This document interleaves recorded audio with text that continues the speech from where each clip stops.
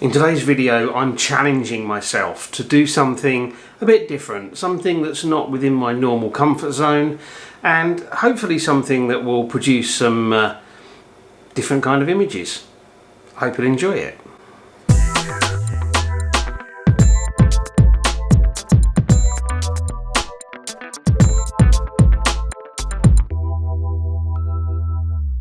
Hi everyone, thank you for joining me.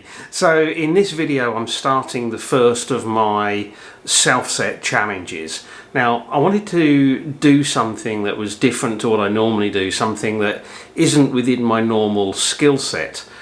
And what I've decided to do for this first challenge is related to macro photography. Now, if you've been watching my lockdown videos, you may have seen some of my earlier attempts at macro photography. You'll know it's not exactly my strong suit. And the challenge I've set for myself today is to produce three images, three completely different images that are macro and that are making use of things that I managed to find around the home.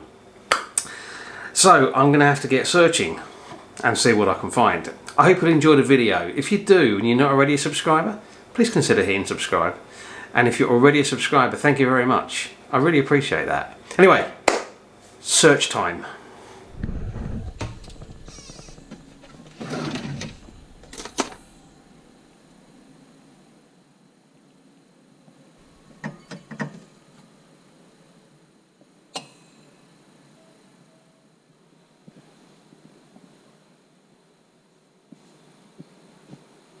Okay, I have chosen my three subjects for this this challenge, this macro challenge, and my first subject is the humble fork. Yeah, we use them all the time for eating food, and today I'm going to try and create a kind of an abstract image using this fork and actually also using a piece of white paper. I've kind of got a vision for what I want this image to look like, and in order to make it work I'm probably going to need one other thing, and that is a little torch.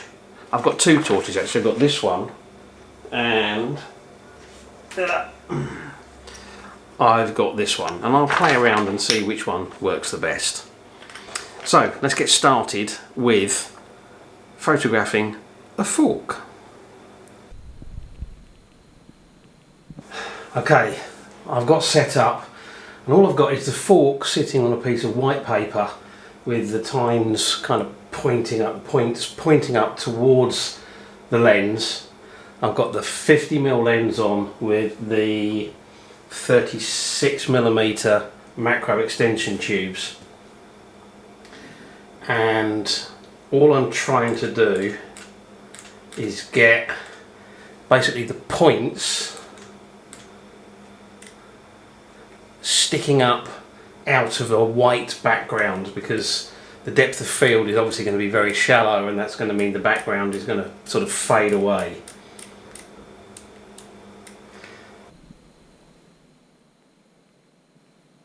So I'm actually going to put the depth of field, the aperture, very large on this, probably about, I'm going to go all the way to f1.8.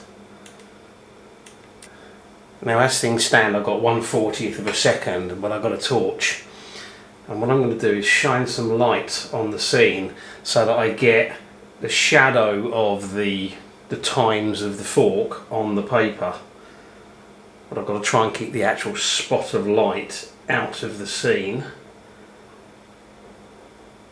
And what I want to do is try and angle it so that the shadows are coming directly towards.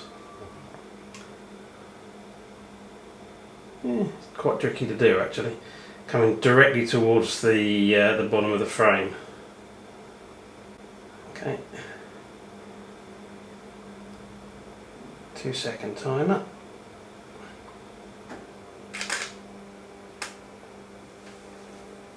Okay, I think that looks a little bit interesting.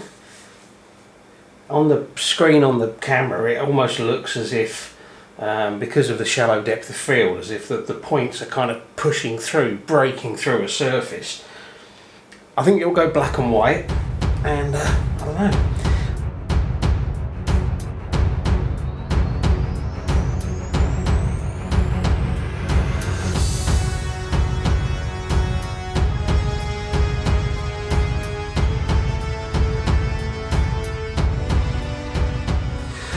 My second subject is this rather nice crystal glass.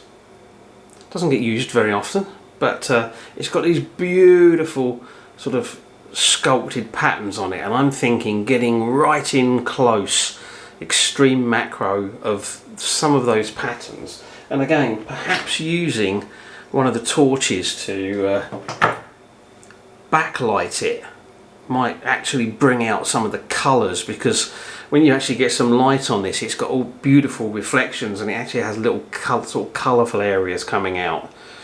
So that's going to be my next subject. Okay, so I've got my glass set up here so that I can get right into some of that beautiful detailed shapes in there. What's really important for me on this one is to make it symmetrical. So I've got one of the bigger X's crossing over exactly in the centre of the screen, and then the smaller ones going out. I've checked that I've got it focused, and I've got my light behind it shining through the glass, which is giving it kind of a metallic sheen and really pulling out the kind of embossed effect. Give it a go.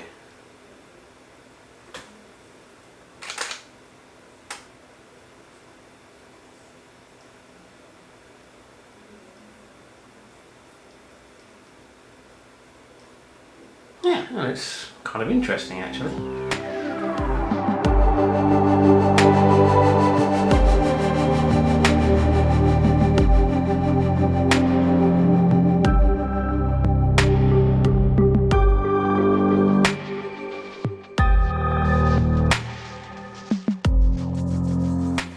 And my final subject, the CD. It's a blank one, blank on both sides actually.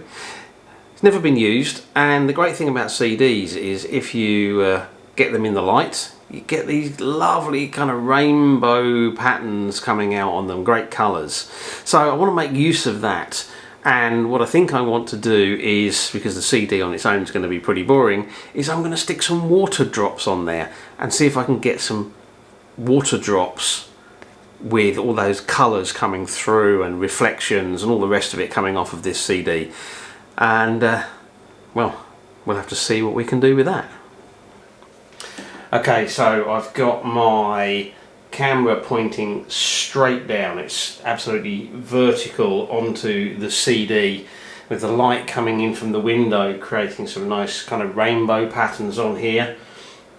I'm going to use a little plastic straw that came with a drinks carton. Hasn't been used, but I'm going to use that to try and put the water drops on. It'd be much better if I actually had a proper water dropper, but I haven't, so I have to try and make do with this. And because I've got a lot of light coming in from one part of the frame, I'm going to use my reflector to bounce the light back across to balance it out, so I don't end up with one side bright and one side dark. I've already focused on the surface of the CD and then just backed off a little bit, which hopefully will mean I can get the bubbles in the water drops in focus. We'll see.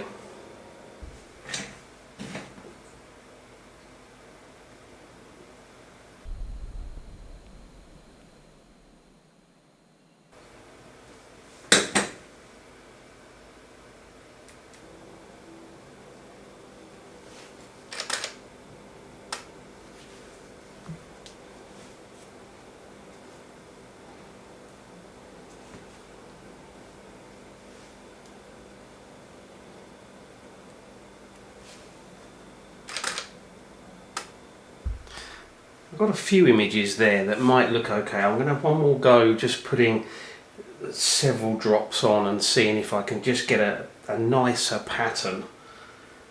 Could really do with a better way of putting the drops on, but we'll work with what we got.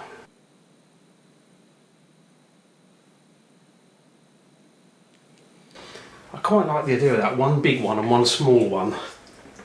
Let's see what we can do with that, shall we?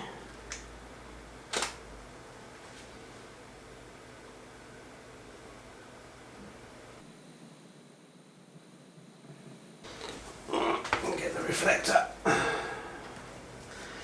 Brings out the colours.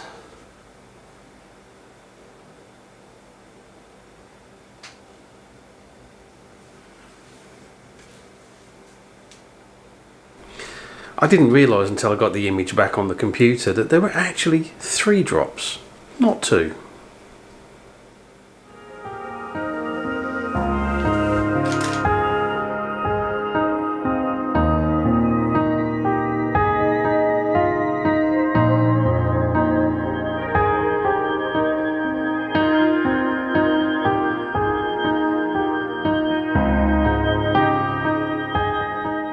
Okay, that's it.